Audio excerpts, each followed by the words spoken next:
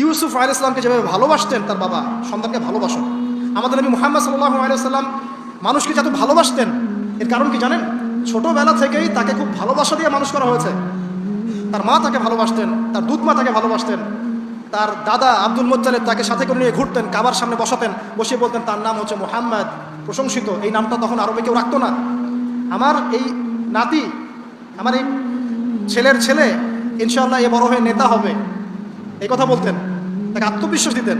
এমনকি তার দাদার ইন্তেকালের পর তার চাচা আবু তালেব মুসলিম না হয়েও সুদীর্ঘ সময় পর্যন্ত ভাতিজাকে সাপোর্ট দিয়েছেন। এই সাপোর্ট দেয়, এই কনফিডেন্স, এগুলো খুব ইম্পর্টেন্ট।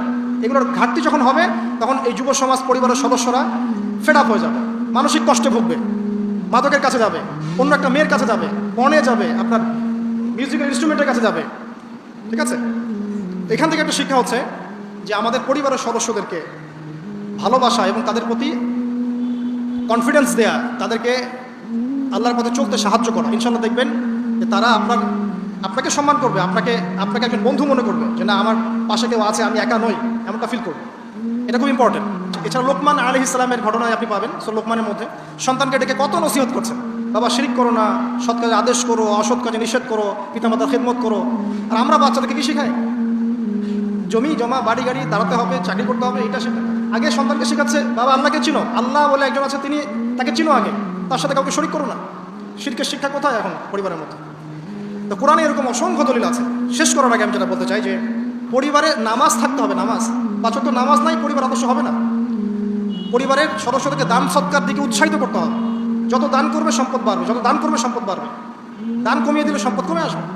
পরিবারের সদস্যদেরকে নৈতিকতা শিক্ষা দিতে হবে, মূল্যবোধ শেখাতে হবে, কালচার হিসেবে গড়ে তুলতে হবে। তারা সামাজিক, তারা সবার পাশে দাঁড়াতে চায়, সমাজ কল্যাণমূলক কাজগুলোতে উৎসাহিত করতে হবে। পরিবারের সদস্যদেরকে বুস্ট আপ করতে হবে, পিছন থেকে তাদেরকে আত্মবিশ্বাস দিতে হবে যে আমরা আছি তোমার সাথে, তুমি তোমার প্রতিভা অনুযায়ী সামনে যাও। যার যেখানে প্রতিভা সেখানে তাকে আত্মবিশ্বাস দিতে হবে। হ্যাঁ তুমি লিখতে পারো, ভালো লিখো বাবা, তোমাকে টাকা পয়সা ফিকির করতে হবে না, তোমাকে জব ক্যারিয়ারের চিন্তা করতে হবে না, তোমাকে আল্লাহ পাক লিখার ক্ষমতা দিয়েছে, লিখো, আল্লাহ ওখানেই রিজিক দেবেন ইনশাআল্লাহ। তুমি বলো, তোমাকে বলার ক্ষমতা আল্লাহ পাক দিয়েছে, তুমি ভালো করে বলো।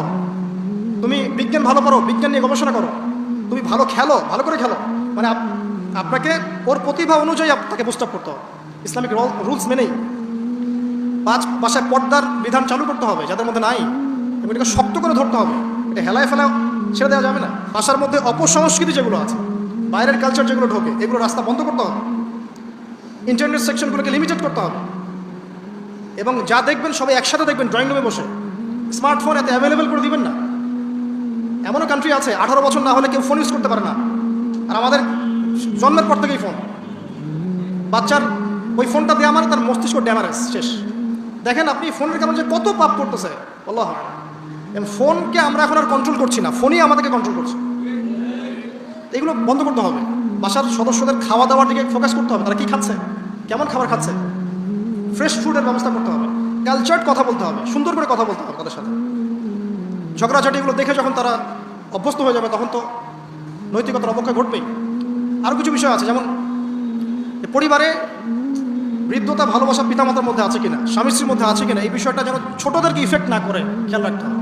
এভাবে যখন ইফেক্টিভ প্যারেন্টিং আসবে, পরিবার রিজিক হালাল, সলাত আছে, কোরআন আছে, জিকির আছে, তারা সমাজকরণমূলক কাজ করছে, ইসলামিক কমিউনিটির মধ্যে আছে, হ্যাঁ সবার সাথে একটা হৃদ্যতাপূর্ণ সম্পর্ক আছে, তখন দেখবেন এই পরিবারের সন্তানরা ইনশাল্লাহ পরবর্তীতে গিয়ে ভালো কিছু করবে ইনশাল্লাহ। এই পরিবারের মেয়েরা ইনশাল্লাহ শালীন হবে, এবং তারা যখন অন্য কোনো ঘরে যাবে ওই পরিবারও ঠিক থাকবে ইনশাল্লাহ। তো দিনের জ্ঞান, আমল, হালাল রিজিক, সুন্দর প্যারেন্টিংস, এগুলোর মধ্য দিয়ে আমরা আদর্শ পরিবার করতে পারবো ইনশাআল্লাহ আযজা ওয়া জাল্লা। আল্লাহ পাক আমাদের সবাইকে তৌফিক এনায়েত করুন। আমি লেকচারটা এখানে শেষ করছি। তো শেষ করার আগে আমি জাস্ট একটা বই সাজেস্ট করবো আপনাদেরকে।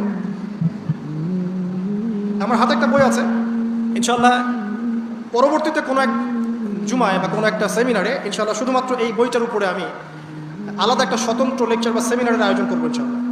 বইটার নাম হচ্ছে প্যারেন্টিং, জাস্ট সন্তান প্রতিপালন।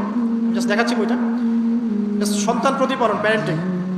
এটা টোটালি ইসলামিক বই, আমি এমন করে বলছি না যে এটা ইসলামিক মূলনীতি এখানে একপেশেভাবে উপস্থাপন করা হয়েছে, এমন নয় বিষয়টা। কারণ সমস্ত পরিবেশ পরিস্থিতির সাথে মিলিয়ে এ যুগে কীভাবে আপনি একজন সফল পিতা হবেন, সফল মা হবেন, সন্তানকে কীভাবে প্রতিপালন করবেন, এই বিষয়গুলো এখানে সুন্দর করে দেওয়া আছে। তো বইটা আপনারা কিনতে পারেন, আল্লাহ পাক আপনাদেরকে তৌফিক দান করেন। এগুলো আমি আমার নিজে থেকেই বলছি, এটা বলতে আমাকে উৎসাহিত করেন, আমি নিজে থেকেই বলছি, বইটা আমি পড়েছি, ভালো লেগেছে। আমরা দোয়া করি আল্লাহ পাক আমাদের সবাইকে আদর্শ ইসলামিক পরিবার গড়ে দিন, আমিন। এবং যারা এখনো পরিবারে যায় নাই তাদেরকে আল্লাহ পাক সুন্দর, দিনদার, পবিত্র, নেককার স্ত্রী আল্লাহ পাক দান করুন। আমরা দোয়া করি যারা পরিবার গঠন করে ফেলেছেন এখন, তাদের মধ্যে যে ভুল ত্রুটিগুলো হচ্ছে এগুলোকে সংশোধন করার তৌফিক আল্লাহ পাক দান করুন। পরিবারের মধ্যে দ্বীনি জ্ঞানের চর্চা আল্লাহ পাক বাড়িয়ে দিন। পরিবারের মধ্যে তালিমের ব্যবস্থা করুন। পরিবারে হৃদ্যতা, ভালোবাসার ব্যবস্থা করুন, বন্ধন শক্তিশালী করুন। আরও বলবো যে পরিবারের মধ্যে হালাল রিজিক আল্লাহ পাক ঢুকিয়ে দিন, হারাম থেকে বাঁচান। পরিবারে কোরআনের একটা চর্চা যেন প্রবাহমান থাকে, আল্লাহ পাক সে তৌফিক সবাইকে দান করুন।